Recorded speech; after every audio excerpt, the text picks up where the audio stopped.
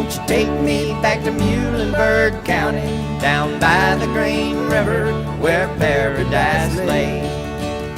Well, we don't usually do requests here, but when Joseph Lindsley in Ukraine wants to hear John Prine's Paradise, we can't get it on fast enough. Hi, Joseph. Bob, good afternoon from Lviv. Yes, this is John Prine's Muhlenberg, it's called John Prine's Paradise.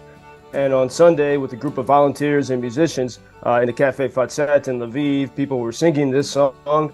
Fatzet is, I've spoken to you from that place many times. It's a narrow cafe. It's really a hallway lined by 2 wood benches with a black and white tile floor, and the owner's paintings of rock stars decorating the walls that go up 2 stories. And it's such a place that when someone starts singing a song, everyone joins in, even people sitting at another table having their dinner. And so this happened on Sunday. We had American musician Binya Stewart from Ohio, and he and his bandmate Brett Hill, they travel to Ukraine frequently, bringing frontline battlefield medicine that they've purchased with money they've raised through concerts in the United States. And so on Sunday evening, amid all the Ukrainians singing, Binya led everyone in singing John Prine's Paradise. And then he sent me these words of why he chose that song. He said, "As we sang together on my last night around Fatset's long, narrow tables, I was struck by the piercing sorrow captured so elegantly by John Prine, who, of course, is from Chicago." And John Prine writes, "Daddy, won't you take me to Muhlenberg County, down to the Green River where paradise lay? I'm sorry, my son, you're too late in asking. Mr. Peabody's coal train has hauled it away." And Binya writes, "Folks, after all, don't we always realize, we always realize when our paradise is being stolen, only when it's too late. In Ukraine, folks suffer wounds and die in the line of service every day. The flesh, brains, and beating hearts of these heroes, normal everyday folks, are the only things stopping the Mr. Peabody in Moscow from steamrolling a paradise he'd sure like to ravage. Glory, as they say, to the heroes, already far too many buried, handicapped, or missing. Too many children without parents, too many traumatized forever, and those that remain are too wise to be tricked and too brave to back down. As I depart Ukraine for 6 weeks back in the States," Binya writes, "I can't help but think of the high bar these heroes set for the rest of us, to stand up to the Mr. Peabody types anywhere who threaten paradises everywhere."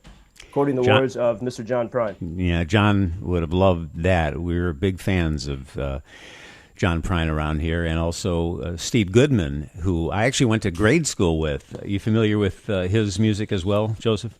Yeah, well, and I was thinking, it's baseball season now, and when I went to Notre Dame is when I first became acquainted with the music of Steve Goodman, but he's got his famous song, Go Cubs Go. The Cubs are going to win today, and so I was playing that yesterday, and, it's... whether it's, in sports is a reflection of, people wanting to be free and seeking victory. And now such songs, or like when I listen to the Notre Dame Victory March, all those songs take on a different meaning because victory is something, that's a matter of life or death. But the energy of those songs helps. And Steve Goodman also had the famous song City of New Orleans. I think it's one of the great train songs. It's about that train that went from Chicago down to New Orleans. And so I even when I get on Ukrainian trains, I always like to play some Steve Goodman as I travel this country. Another great Chicago songwriter. Joseph, has it been relatively quiet the last 24 hours where you are? Yes, there's been no major massive attack. The fighting is obviously still intense, not just in Bakhmut, but many places around there. It's in this. It's a mode of wondering what's happening. Meanwhile, Russia is now for the next month, for all of April, has the chair of the United Nations Security Council, which is that's part every member of the Security Council rotates. And the last time they had this was right before they invaded in February 2022. So Russia is planning to host a human rights summit on children's welfare in the Ukraine crisis in New York, which is preposterous, and that's bothering a lot of people. Yesterday, I went to a little pizza place here in Lviv. It's a great, amazing bread and fantastic Neapolitan pizza, very tiny place, but somehow people pack into there, everyone's standing up. And a friend entered who I had not seen in many months. I said, "How are you?" And he said, "I've just returned from the zero line." And then he stuttered, and I said, "Okay, that's all you need to say. I understand." The zero line meaning the front line near Bakhmut. And he had a dog with him. And he explained that he had found this dog in the trenches near Bakhmut. The dog was terrified. Probably perhaps the dog's owners had been killed.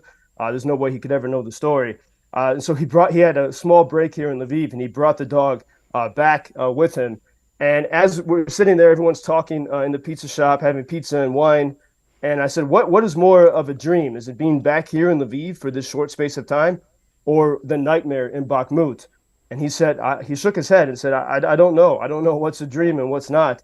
He said, the only thing I know, and he was quoting a saying in Ukrainian. He points at his finger. He's saying that God is in our finger. He guides us. That's all I know. And that's, what the mentality I see here, the mentality of there's a lot of heaviness and uncertainty about what lies ahead. But this mentality of not being a victim. And as another friend who's fighting near Bakhmut says, we fight not because we hate those who are in front of us, but because we love those who are behind us. And that, of course, is the ongoing mentality here throughout Ukraine. And I bet that in the cafes, people are still toasting the fact that Finland has joined NATO, because that means a lot to the people in Ukraine, doesn't it? Well, yeah, it shows. For one, it shows the motivation for joining NATO. Often, and even sometimes in the press, we hear the NATO's expanding. But Finland joining NATO is imagine you're there's a hurricane coming to New Orleans and you're in Baton Rouge. You want to seek shelter, and that's Finland is desperately seeking the shelter so that they will not be invaded because of course Russia still occupies what was Finnish territory up until 1939, and so the Finns have a great memory of that, and in a sense by being in NATO they're protected, and it's something that Ukraine cannot have until there is victory. And there are some interesting things, sort of scary developments, but Russia is right now increasing the number of missile carriers in the Black Sea. This morning, the reports say that it was doubled from 3 to 6 missile carriers. And the report is that the total salvo can be up to 40 of these caliber missiles. And so perhaps there is something in the works as we, it's always, it's beautiful blue sky day here. Obviously, the battles are intense in the east, and Zaporizhzhia was shelled. Little towns and villages throughout the night, as was Kherson, and we know that there's a good chance. I think that there's a Ukrainian surprise. In fact, Ben Hodges, retired American general, said that he doesn't have inside information, and it's going to be a secret. But he's optimistic that there is some kind of Ukrainian. The Ukrainians are planning some offensive, but we also can expect something from Russia too. Joseph Lindsley in Ukraine this morning. And, Joe, if you want to play that Go Cubs Go Steve Goodman song, they won last night. So go ahead. Great. We'll play it. And I'm not partial on Chicago baseball, but I do love the music of Steve Goodman. And if you visit UkrainianFreedomNews.com, we're having some cyber attack problems. But if you click on the left, it says follow us on Telegram. And I've posted a video on Telegram for WGN listeners with you can see people singing those songs at the Cafe Fatzet. And the second half of the video is from Chaziv Yar, which is that little town near Bakhmut. That is, we have a very brave reporter from Poland there, Vitek, on our team, and it's horrible destruction. So you can see both the hope and the destruction. UkrainianFreedomNews.com, and click on the Telegram link on the left. Will do. We've got that link on our website, WGNRadio.com as well. Thank you, Joe. We'll talk tomorrow. Thank you, Bob. Until tomorrow. Thank you for introducing Ukraine on your social media pages. That's very important, that much more people can get more information about the situation here and how everybody can help Ukraine to stay stronger and to save all the world. Що він сказав? Well, which side are you on? На чиїй ти стороні? Come on now. Oh, which side are you on? На чиїй ти стороні? Єбать.